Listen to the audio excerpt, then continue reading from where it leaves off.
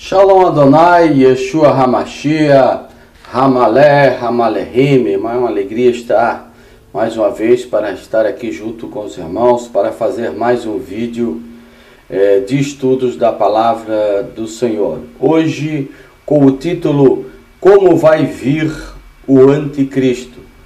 Hoje nós encontramos somente 4 passagens na Bíblia acerca do Anticristo. E todas em cunho plural, anticristos. E nós encontramos isso nas epístolas de 1º e 2º João. Hoje nós vemos uma formação e uma criação de uma doutrina, que é a doutrina do anticristo, em cima de muitos achismos e muitas falácias e pouco fundamento bíblico. Então eu resolvi fazer esse vídeo para os nossos amigos do WhatsApp que estão acompanhando os estudos, para você ver como nós precisamos estudar as Escrituras para vermos o quanto somos enganados pelo sistema religioso e pela teologia ditadora que escraviza as pessoas, impedindo elas de pensar e analisar as Escrituras como se deve ser analisado. Quando nós olhamos para a primeira passagem de 1 João, capítulo de número 2, versículo de número 18, nós vimos a seguinte expressão: filhinhos, esta é a última hora. Ele está falando que é a última hora para o primeiro século, para o momento em que ele está vivendo. Vós ouviste dizer que o anticristo vem. Ele está se referindo aqui aquilo que Paulo havia dito sobre o filho da perdição. Eis que já há muitos anticristos. Eis que já, isso já está demonstrando no tempo do apóstolo e do escritor que já havia muitos anticristos. Preste atenção no plural. Por isto conhecemos que é a última hora. Aqui, irmãos, não é uma profecia para o futuro. Aqui não é uma profecia para 2000 anos. Aqui, querido, não é uma profecia para os dias que estamos vivendo. Aqui nós encontramos uma profecia para o tempo do escritor, para o tempo de João. E também, querido, aqui não é nenhuma profecia, nós não estamos encontrando nenhuma profecia aqui que nos faz entender que é uma profecia para um líder global. Isso é o que se encontra em 1 João, capítulo 2, verso 18, das 4 passagens que se fala sobre o anticristo. Vamos para a segunda. A segunda se encontra em 1 João, capítulo 2, versículo 22 e 23, que diz assim: quem é mentiroso, senão aquele que nega que Jesus é o Cristo? Esse é o anticristo, que nega o Pai e o Filho. Todo aquele que nega o Filho não tem o Pai, e todo aquele que proclama o Filho também tem o Pai. Então nós vemos aqui que o anticristo aqui são todos aqueles que negam que Jesus é o Cristo. Porque havia na época de João uma seita chamada docetas, que eles não criam que Jesus tinha vindo em carne. Preste bem atenção, que Jesus tinha vindo em carne, não como um Deus, tinha vindo em carne. Eles não acreditavam, eles acreditaram que Jesus veio em espírito para uma era messiânica para os judeus.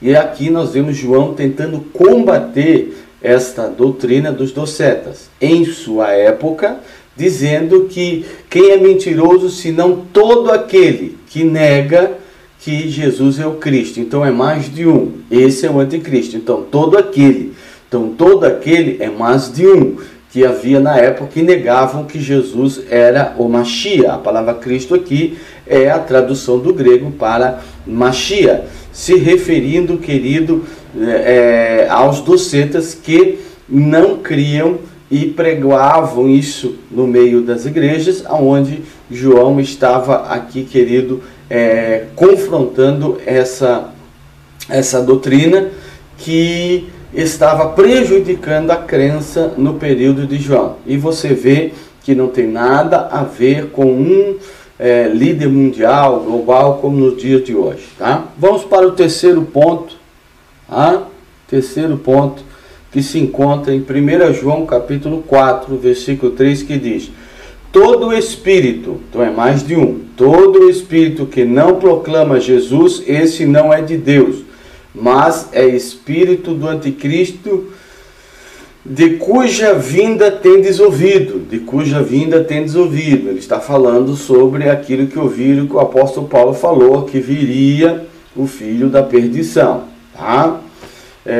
E ele está dizendo, e já está agora no mundo, ou seja, que esses espíritos de anticristos, no sentido comportamental, eles já estavam no mundo. Como entender isso? Se João está dizendo que ele já estava no mundo, então para você crer que existe um líder que vai se levantar, como a novela da Record está colocando, um anticristo, você vai ter que acreditar então que desde a época de João, ele está reencarnando e ressuscitando e vai aparecer agora no fim dos tempos, como muitos assim creem. Não é o que as Escrituras estão relatando. As pessoas podem tirar isso de qualquer lugar, menos das Escrituras.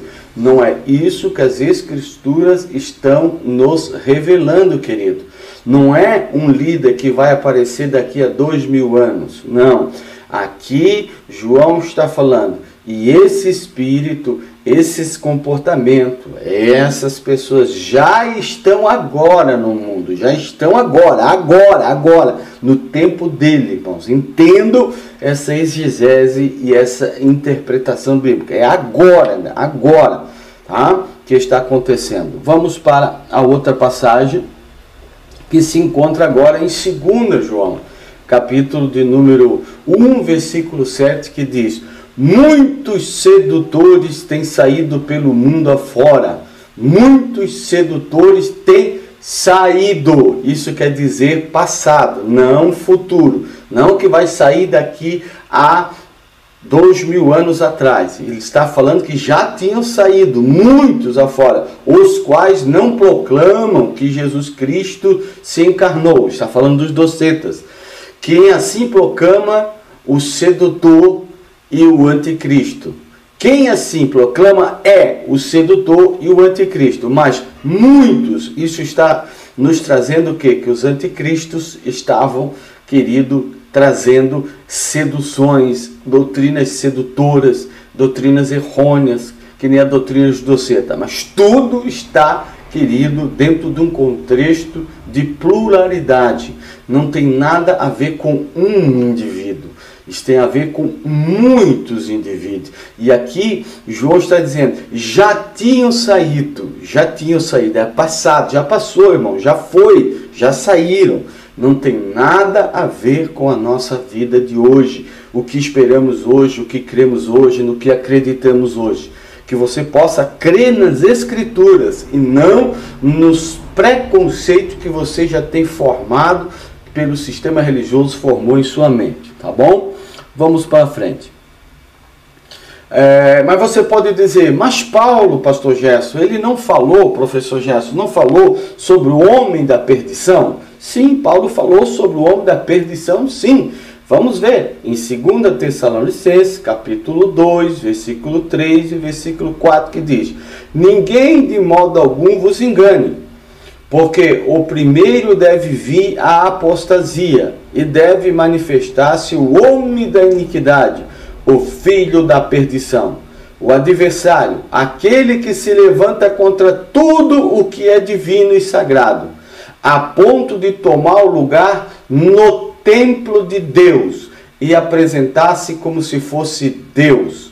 Querido, que templo que Paulo está falando? Nós sabemos que no contexto judaico só existia um templo e as sinagogas, onde Jesus pregou. Mas que templo Paulo está falando aqui? Nós sabemos pelas provas que são interiores a epístolas de Paulo, que as epístolas de Paulo principalmente a de Tessalônica, foram escritos antes do ano 70. Então, se essa epístola foi escrita antes do ano 70, nós temos que analisar que Paulo, quando está falando de templo de Deus, porque o templo de Deus era o templo de Jerusalém, né, conhecido como templo de Deus, Paulo não está falando num templo que já foi destruído no ano 70.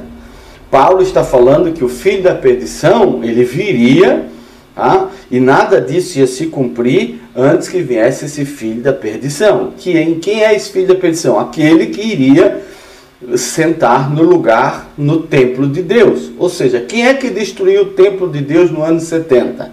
Aqui Paulo está fazendo uma menção à mesma profecia de Jesus em Mateus capítulo 24, que é a destruição do templo, aonde Tito e Vespasiano, tanto um como o outro, pode ser o filho da perdição, até mesmo Adriano. Nós vemos aqui então, querido, que o próprio Jesus, ele fala que da profecia de Daniel, que ela ia se cumprir no ano 70, com a destruição do templo. O que as pessoas pegam, querido, é pegar o capítulo número 9, das 70 semanas de Daniel, que ela só tem duas possíveis interpretações, que é o período de Israel e os Macabeus e o período dos Seleus, né, com Antíoco, ou, como Jesus disse em Mateus 24, que também se encaixa, que é a destruição do templo no ano 70. Então aqui não tem nada a ver com o anticristo.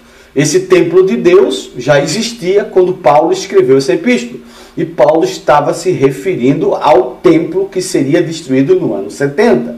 Paulo jamais ia escrever sobre um templo como se fosse o templo que o Edir Macedo ergueu. Esse templo nem judaico é.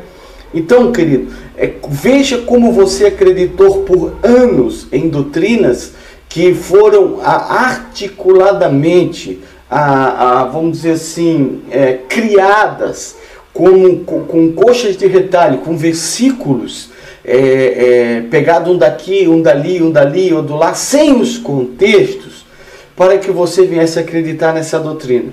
Se houve um anticristo, segundo João, era da sua época. Ele já veio e já cumpriu o que tinha que cumprir. Para o nosso tempo, não tem mais anticristo nenhum. O que tem é o fim. O fim virá, Jesus virá, e ele vai, Deus, julgar a todos segundo as suas obras. Shalom Adonai, Yeshua HaMashiach, Hamalé.